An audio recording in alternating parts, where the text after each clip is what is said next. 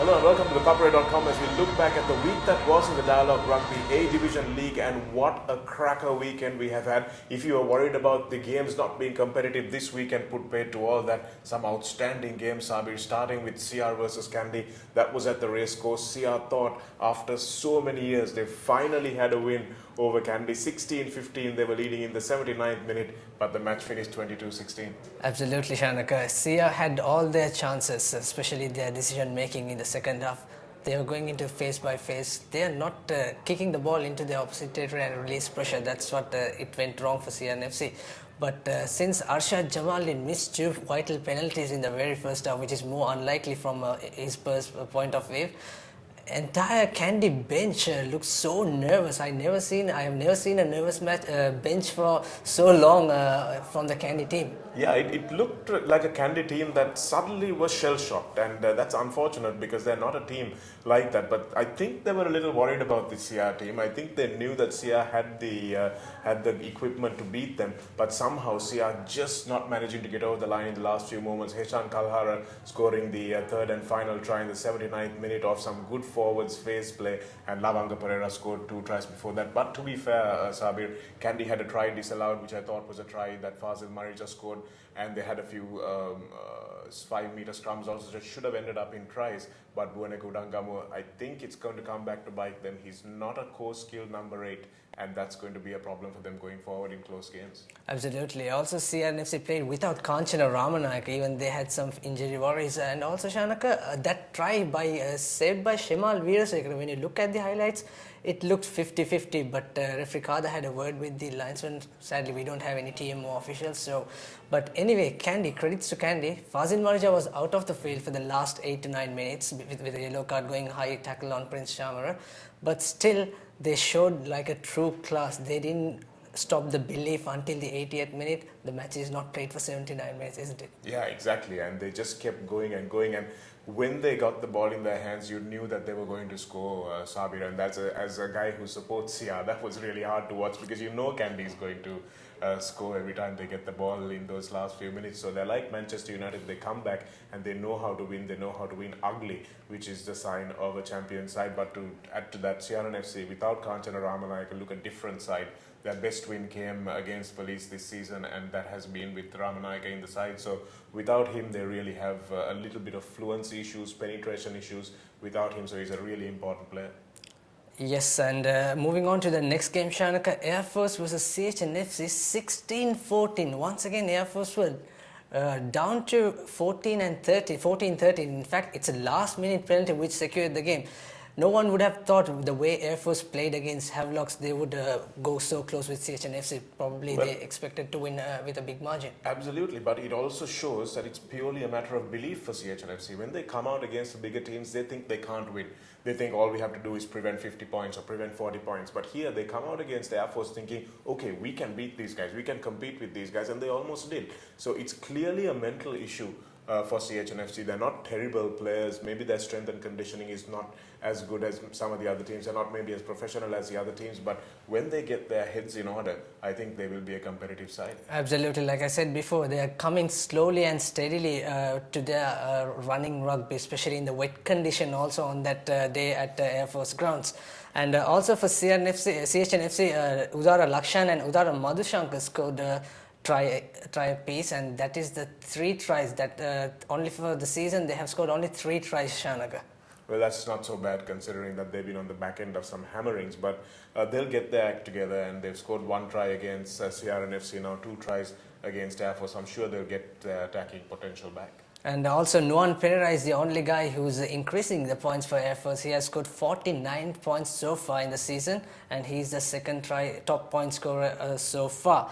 Moving on to the next game, Shanaka, another interesting clash. A nail-biter, Navy versus Police Sports Club, 27-24, final minute penalty for Navy. What would you do, Shanaka, if you're down to 10 points to nil?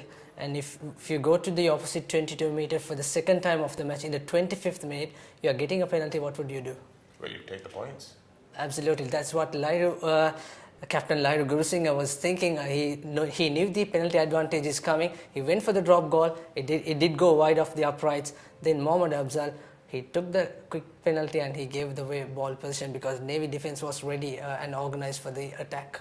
Yeah, I think that's what we were talking about, especially in the Sia Police game. How much of a threat Mohammad Afzal can be, and also he's a bit of a liability sometimes. His decision making is not the greatest, and that's why at scrum half he can be a bit of a liability. You've got him on the wing, he can make breaks, he can do things, he can create things, but sometimes I think police need to think about where they're going to play him, especially because they've got Sudham Suryarachi in the side. Lahiru Guru Singh at number 10, is he better than Rehan Virakun? I know he's a senior player, but Rehan is a number 10 by profession, so you've got to think about whether you want him in that side or not. Yeah, Mohammad Sharif didn't start because he was out for one match. He got a ban due to the yellow card he considered against CH&FC. So from the sighting, he had to sit one match away. And also the other thing is Bilal Hassan, the leading try scorer. He could not he didn't play, in fact, because he was supposed to play on Sunday morning. The police management said he's not playing. That's a very big miss for police. Yeah, massive miss for police, because he's been one of two players who have been really outstanding for police. Muhsin Falil is the other guy, and Bilal Hassan has been dominant from the back of the scrum. He scored 8 tries already this season, so clearly police missed him, and he's got that real go forward on the field, and when you lose a man like that, Sabir, is difficult. So credit to police at Welisara for coming so close and coming back from a 14-point deficit. So that was really good to see them coming back, but I think this police team need to start winning games. Yeah, Navy was leading until 60th minute, 24-0. So for the last quarter, only police scored 3 tries. In fact, and also Nuwan Perera, the police Navy number 8, he made a huge impact, Shanaka. They didn't feel the miss of Umalka Gunaratha on this match. And also Nuwan Perera, the captain, he made some blistering tackles and great handling skills. But only one worry is, Shanaka, for police. No one is claiming the high balls. This is not the first time. It happened between Chula Susanta and Reza Mubarak, Chula Susanta and Sudham Suryarachi, but 4 or 5 high balls no one is claiming. As a result, the opposite team coming and they're winning the ball from the position where they receive. Well, that's just a lack of confidence, isn't it, Sabir? Reza Mubarak is the safest fullback in the country. So why is he not commanding that ball? Because he's not really sure what's going on around him. There's no structure in front of him, so he's not able to really focus on his own game. So that's something that police have got to think about, and as you pointed out, that high ball problem, when you've got Reza at the back, just shows that there's something not quite right in the structure of that play. Absolutely spot on. And also we were talking about Mohammad Afzal, but despite his mistake that he made on the decision making, he was so good on running, Shanaka. He looks like most sevens player, the way he runs and make yards. So for the national selectors would be something to look forward for. It is, but also, he's got a size issue in terms of the sevens game, and I'm not sure he's up to Suri's standard quite yet. But what they might think about for the police team is switching him to fly half, because he can really make things happen from that position. He can kick as well. Suryarachi or Rehan Virakun, both of them can play at number 9. So bring him into fly half, see whether he can make a difference, and that's something that police may be able to try. We'll see how police management go with their plans in the new year, because the next game will be on the 2nd and 3rd January. And moving on to the next game, Shanaka, Havlocks versus Army, another close encounter. Army managing to secure losing bonus points, Shanaka. Yeah, that was good for Army, definitely. They've been improving week on week, and I think come the second round, this Army team is going to at least create a couple of upsets, if not more than that. And their coach has been, learning the game, how it's being played in Sri Lanka. He's been coming to grips with how it's being refereed as well. And when all that comes together and the Army team gets a bit more experience, I think they're going to be really good.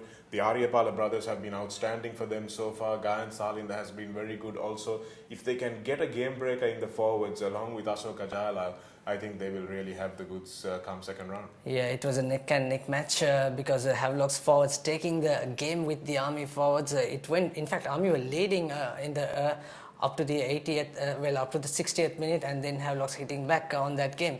So those are the 4 matches we had in week 5. And moving on to the points table, Shanaka, we have, you can see on your screen, Kandy Sports Club once again leading, and Havlocks in the 2nd position. Both the teams are undefeated, and Navy in 3rd place, CH&FC in 4th, Army in 5th, Police, Air Force and CH&FC. And also our top try scorer, point scorer list, Bilal Hassan still tops the table with 8 tries, Yoshita Rajapaksha with 6 tries, Fazil Marija, Nuwan Perera and Heshan Kallara, Kandy trio, will have scored 5 tries each. And Arshad Jamali leads the points table with 54. Nuwan Perera, Air Force player, followed by Gayan Sarlinder's 45 points. And New Year's fixtures, Shanaka? Yeah, massive battle at number 3, that battle for number 3 rather, CH&FC versus Navy at Longdon Place. Should be a very interesting game. I think CH&FC have been playing well. I hope that loss to Kandy doesn't demoralize them. And if they can play the same way they played in the first half against Kandy, then I think Navy is there for the taking. But Navy will always raise their game against the CH&FC lads. Army versus CH should be a fairly easy win for the Army lads, and Air Force versus Police as well should be a much long-awaited win for Police. They need to get some tries under their belt. They need to finish off some of those moves. Well, Yeah, that's all we have for you on this last edition of the Breakdown for 2015, where we've got our hands all over the ball. And make sure you join us in January when we bring you the fixtures coming from then. Until then, from Sabir and myself and all of us here at ThePapare.com, it is Merry Christmas and a Happy New Year.